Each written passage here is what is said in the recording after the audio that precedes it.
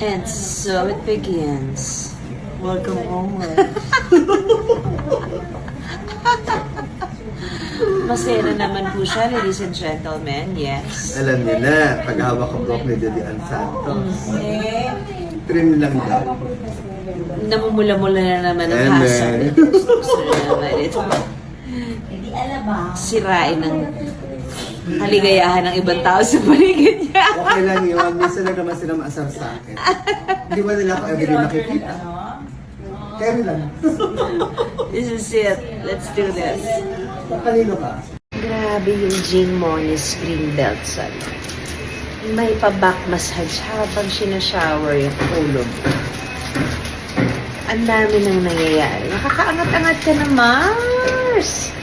Nang bonggang-bongga. Ayan, oh. Oh, ha?